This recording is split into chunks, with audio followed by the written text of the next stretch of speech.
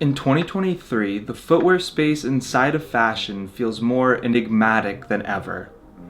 We've certainly moved past a place of hypebeast sneaker collecting culture, but at the same time, we are constantly dictated by designer trends, your explore page, your TikTok algorithm, and then also a bit of your personal style. And I personally feel like you spend a lot of time trying to siphon out the noise and find what really speaks to you. So I've gotten together a sort of hodgepodge of different sneakers and even some boots that I think I will be wearing for most of the summer. What's up everyone? My name is Graham. If you don't know me already, please like and subscribe if you enjoy this video, and make sure to comment what sneakers you're into for this summer. So first off, we're gonna go throw it back quickly to Virgil. These are the LV trainers from Virgil's first runway show at Louis Vuitton.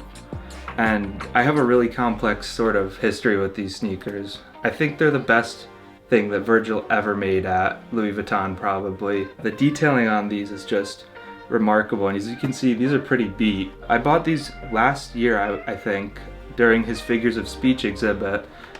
After I went, I sort of saw them in round 2 for $600, I think. I instantly bought them because I've seen them go on Grailed before for $2,000 in this size. And I just thought it was a good buy, and I didn't want to miss the opportunity because I had been looking for them for a very long time. But what really sort of makes it a full circle story to me is when Virgil first had his show, I actually, took my savings from that summer and spent them on a pair of these brand new from the store on Green Street in Soho. And I returned them because, at the time I couldn't fathom spending that much money on a pair of sneakers. And even now I still can't really, but I returned them and I regretted it as they sold out pretty fast after the fact, and I couldn't really find them at all. And it devastated me because those sneakers were just so iconic, and I felt like no colorway ever came close to matching how great the white and green looked. And as I said before, the details are remarkable. The 54 on the back actually is like, the year that Louis Vuitton was established. I want to say 1854. And there's just all these neat cues that sort of combine Virgil's design language, but then also remembering the heritage of the house. I just love looking down at my feet when I have those on. Even, I bought them, they were beat, I had to scrub them and stuff, and they're not in perfect condition, but just having them is really special to me. And yeah.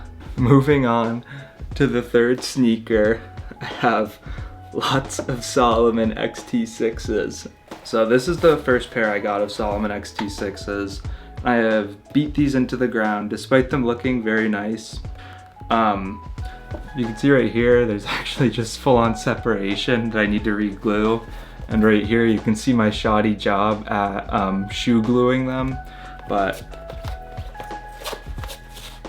Jown Team, I'm not gonna say it, but I am gonna say it, they totally ripped off this colorway. This is the best XT6 colorway, and you can't change my mind on that.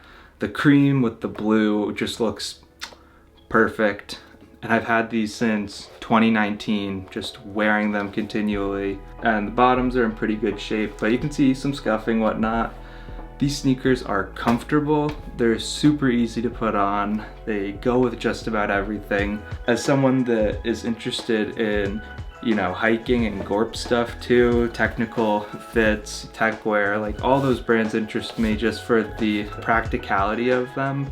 I'm seeing them really start to get pushed by people this year. I think Brian Diaz has sent 1 billion pairs of Salomons out at this point this year, and mad props to him because they're killing it with the collabs this year. But I just what more can you say? These shoes are great, and even down to the detailing on a normal pair, a normal release, this quick release lacing system where you just adjust it like that and you can tuck it right into this upper right here. I just love the silhouette. What's not to love about it? I mean, it's like having a Velcro sneaker for adults. I think those are great in terms of like, I know people exercise in them, like that's what they're designed for, is to go like trail running. I do think that the sole separation is definitely a bit of a problem though, especially like I haven't had that on the newer models. Even the other pair that I got in 2019, the purple pair, that hasn't happened with. It's just a shame that the best colorway has that issue. I got them on sale from End, so maybe it was just like a B grade product or something, and that's why I got them for so cheap. But like you can see glue stains all over these. Like they do not have the same build quality, I would say, as the other XT6s. But I do know from a friend that he's returned pairs and they've refunded him, given him a new pair. The only issue is I can't get that colorway again, so I don't want to return them. And so yeah, I'm sort of in a pickle because of that. So moving on to another designer sneaker that I think gets like basically no attention on the internet. And this collaboration especially, like I just loved it and it doesn't get talked about, but the Dior Stussy B23 slip-ons. The detailing on these is just absurd.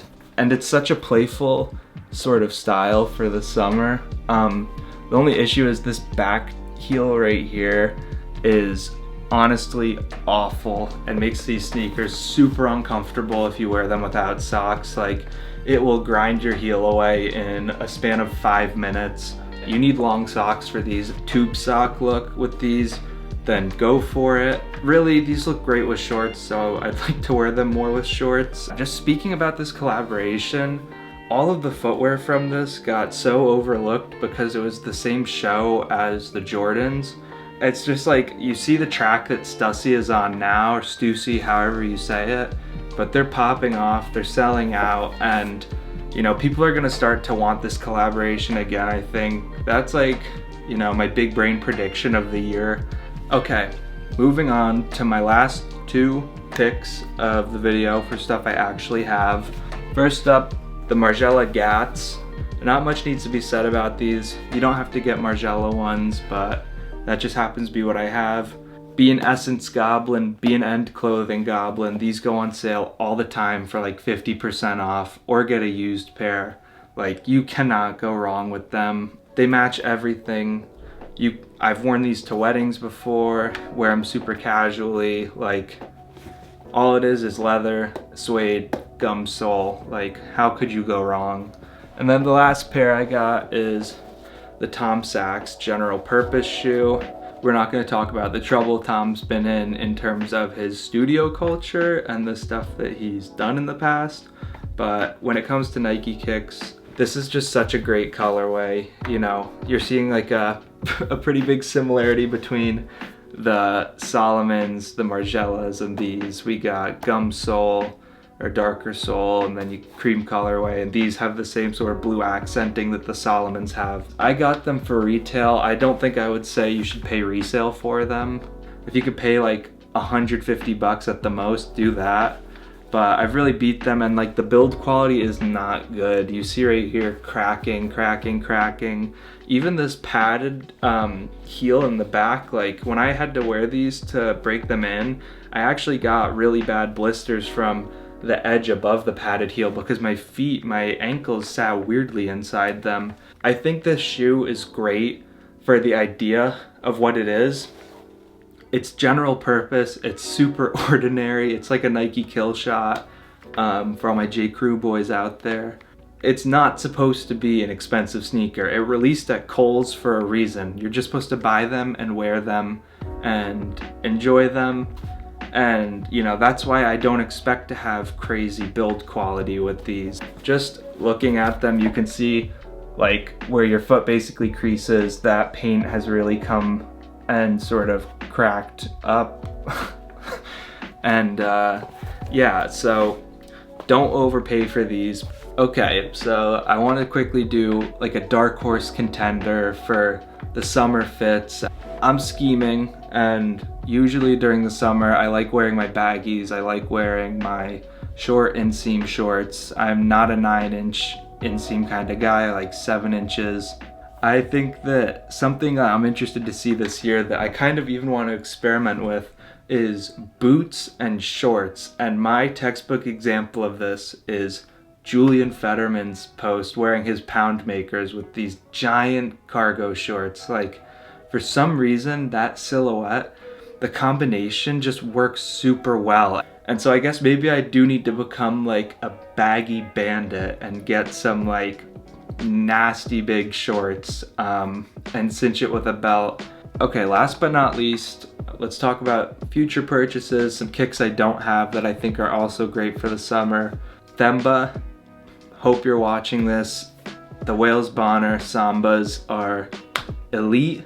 I'd love to get a pair of like that green and white colorway. Like, honestly, any of them, like, they just look great.